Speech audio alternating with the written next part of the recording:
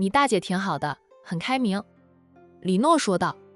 他不敢说宁云初有可能是不关心弟弟的人生大事，转念一想，宁云初应该不是那种人。宁天磊年纪还不算大，宁云初可能就不操心。他说的话也有几分道理的，缘分未到时，着急也没有用，缘分到了，挡也挡不住。只能说宁云初这是顺其自然的想法。我大姐是很开明，不过她也说过，若是遇到合眼缘的，就去追求，再带回去让她看看，她帮我长眼。宁天磊偏头看了李诺两眼，那眼神深不可测的。那你有合眼缘的吗？李诺试探地问。宁天磊敛回了看他的视线，继续往前走。有人差点撞上李诺，他连忙伸手拉开了李诺，说那个人，你走路怎么不看路的，差点撞到人了。那人连忙道歉。李诺也说没事，他没有撞到我，他是差点撞到你了，我不拉开你，他直接撞过来，防着他是小偷。后面那句话宁天磊压得很小声，你是不知道人越多的地方越容易遇到扒手，他们就是撞过来，趁你不注意就扒走你的手机。现在的人出门就带手机，一般不带现金了，扒手就只能扒走手机。我手机在包里。李诺说道。我以为现在扒手很少了呢，他经常坐地铁都没有遇到扒手，不过他没有遇到不代表没有，小心点还是好的。两个人买了票，坐着电梯下到乘车点，很快地铁就来了。宁天磊以护花使者的姿态护着李诺上车，车上很多人，没有空位可以坐。下班时间挤地铁的人特别多，两个人只能站着，好在两人只需要坐一站地铁。宁天磊一直护着李诺，不让人挤到他，李诺则护着那束花，人太多，怕把他的花束挤坏了。这可是宁天磊送给他的，虽不是代表爱情的玫瑰花，却是他第一次送给他的花，对他来说有点意义的。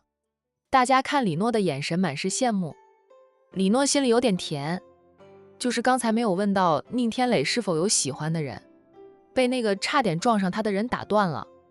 现在人太多，他又不好再问下去。很快就到站了，宁天磊又护着李诺下车，见李诺一直护着那束花，他说道，我忽略了这一点，地铁人多，你抱着花束很容易被挤坏，还好你帮我挡住了很多人，并没有挤压到这束花。李诺低头看着花束，说道，这是你送给我的第一束花，我得保护好它。宁天磊黑眸闪烁，他这样说是否代表对他有爱意？他随便送的一束花，他都视若珍宝。你喜欢的话，我可以每天都给你送花的。宁天磊与他并肩走着。李诺笑道，那就不用了，我又不是你女朋友，你天天给我送花，以后让你女朋友知道了，吃醋怎么办？宁天磊很快说，他喜欢的人就是他。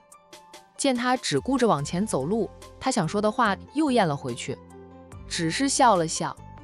李诺不看他，那是他心慌，他说了那样的话后，就看着前方，一副只顾着走路的样子，其实是借此来遮掩他的慌乱。没有得到宁天磊的回话，李诺心里有点失落，看来宁天磊对他真的是朋友情，同学异，没有更进一步的想法。没事，来日方长，他胆子再练大一点，就向他表白，追求他。用闺蜜劝他的话说，总要尝试过，才不会后悔。出了地铁站，两个人往右走了几百米远，便到了两个人经常去消费的酒店。那家酒店虽没有管城大酒店那么高级，那样有名，在本市也算是大酒店的了。宁天磊觉得这家酒店的饭菜很好吃，快追得上管城大酒店了。不是他不愿意请李诺去管城大酒店吃饭，是李诺不愿意，说管城大酒店消费太贵，而且距离他公司有点远，只要和他一起吃饭，就算是路边摊，他也觉得很好吃。宁天磊便没有坚持请他去管城大酒店用餐。宁天磊提前订了位的，到了酒店直上2楼，立即就有服务员迎上来，笑着问他们是否定了位。我定了位的，我姓宁。宁天磊报了自己的姓氏以及手机号码。那位服务员笑着带领两人去了宁天磊订好的包间。宁天磊每次请李诺吃饭，几乎都是来这家酒店，这里的菜谱他都熟记了。坐下后，他熟练地点了几道菜，都是李诺爱吃的。你们稍等。写下了他们点的菜单后，那名服务员便出去了。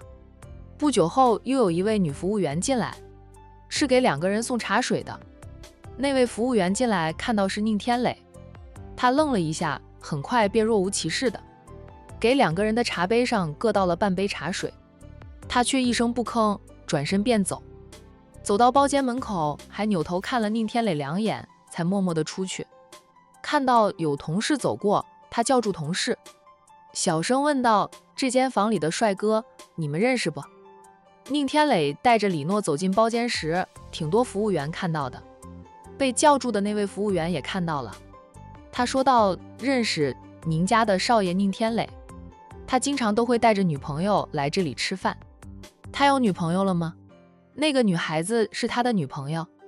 应该是女朋友吧，他每次来这里吃饭都是带着那个女孩子，不过没有听说宁少爷恋爱的消息，不知道是不是，在我们看来那就是他的女朋友。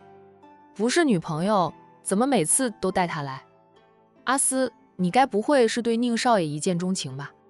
你别被他的俊美迷住了，豪门少爷可不是我们这些普通人能肖想得到的。”叫做阿斯的服务员连忙否认：“没有的事，我怎么可能会被他迷住？就是觉得他好帅，多看了2眼而已。总之，你别被他迷住就行。他虽说是豪门少爷，但他父母都在坐牢，他二姐也坐过牢，就是他二姐如今下落不明，听说他还在寻找他二姐。宁家挺复杂的，现在当家的人是他大姐，占家的2少奶奶。”阿斯哦了一声，又有人来吃饭，那位服务员去招呼客人了。叫做阿斯的服务员再次扭头看了一下宁天磊订的那间房，他也去招呼客人了。一会儿后，宁天磊点的菜可以上菜了，阿斯抢着去给宁天磊上菜。每次送菜进去，他都会看宁天磊几眼，但宁天磊的眼里只有李诺，并没有留意到他。他又不说话，默默地放下菜就走。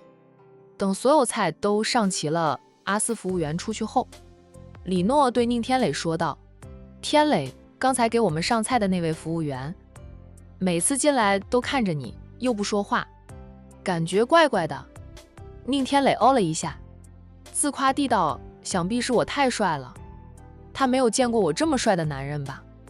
李诺也笑，他的确是帅，走在路上回头率极高。想到刚才那位服务员像是30岁的人了，宁天磊不会喜欢他的。李诺也没有将这件事放在心上。像宁天磊这么帅的男人，就算有人对他一见钟情也不奇怪。宁天磊做梦都想不到，给他们上菜的那位叫做阿斯的服务员，正是他找了6年都还没有找到的二姐宁思琪当初卷着龙先生给他的钱，以及平时买给他的珠宝包包，逃离了管城，去了千里之外的一个城市，那里没有人认识他，也没有战家、商家以及苏家的势力。他在那里担惊受怕的过了几个月，都没有被龙先生找到，便放下心来，安安心心的买了一套房、一辆车，便在那里安家。只是他这个人享受惯了，毕竟是含着金汤匙出生的，从小就没有做过事，长大后也没有上过班，不会赚钱，人也懒。他天天逛街，结交新朋友，花钱如流水，卷走的那些钱都不用3年就花了个精光，连带他带走的那些珠宝、名包也被他变卖换了钱，那点钱也不足以支撑他的高消费，最后他连房子都卖掉。新交的那些朋友见他没有钱了，渐渐远离他，因为他会跟他们借钱，借了又不还。朋友说就当是花点钱卖个教训，是他们识人不清，也不用他还了。但想再借钱那是不可能的了。无意中知道龙先生的人还在找他，宁思琪害怕被龙先生找到，他背叛了龙先生，一旦重新落入龙先生的手里，他必死无疑。过了6年，她已经不是当初那个20出头的年轻小姑娘了，她都30虚岁，马上就30周岁。过去6年，她也交过不少男朋友，每一任男朋友都同居过。如今的她，照镜子，她都感叹自己真的成了残花败柳，早已没有了往日的美丽。最让她难过的是，每一任男朋友都没有想过娶她，花光了钱，所有朋友与她绝交，男朋友另寻新欢，她又成了一无所有的那个可怜虫。不得已，她拿着卖房换来的钱去整容，没有大整，只是微整了，让人一眼认不出她来就行。之后，她便回到了管城。她想，最危险的地方就是最安全的地方。龙先生肯定想不到她会回到管城。回来后，她就找了份工作，再不工作，她会饿死。为了生存，宁二小姐不得不放下身段。没有工作经验的她进不了大公司，也不敢进大公司，怕被人发现，所以她就进了这家酒店，在2楼的餐厅当了一名服务员。她也不敢再像以前那样张狂嚣张，低调做人，上班就做事，下班就回租房，与同事们相处融洽。谁都想不到她曾经是宁家的2小姐，是天之娇女。看到弟弟带着李诺过来吃饭，宁思琪很想和弟弟相认，又不敢，她怕和弟弟相认了，大姐就会知道对宁云初和海童的恨意。经过了6年的时间，宁思琪没那么恨了，可能是年纪大一点，人也成熟了，又经历了那么多，她反思，她落得今天这样的下场，真是宁云初和海童的错吗？不是她的错。过去的她被父母宠得不知天高地厚，为人任性，过于嚣张，谁也不放在眼里，得罪了不该得罪的人。她对宁云初的伤害更多更深，宁云初会报复她，很正常。严格来说，宁云初也没有怎么报复她，只是不再让她住回宁家大别墅，也冻结了她的银行卡，不再给她零花钱。除此之外，也没有对她做什么，至少没有打过她。是她不甘心，是她被恨意蒙蔽了，一味的要报复宁云初和海童，总觉得当初若不是海童多管闲事，宁云初不会翻身，她也不会因此得罪了战印。没有得罪战印，她父母的罪行说不定不会曝光，父母不会为了给她出气，意欲绑架洋洋，意外的重伤了海玲，与海童的梁子结得更大。说到底都是她的错，一步错，步步错，才会被龙先生盯上，被他利用，被他玩弄，落得今天这样的下场。6年前，他卷钱逃离管城时，本可以过上安稳安逸的日子，他又改不了花钱大手大脚的坏习惯，最终沦落到只能在这里当一名普通的服务员，一个月拿几千块钱的工资。失落是有的，以前他活在天堂，如今的日子相较于以前的他来说就是地狱。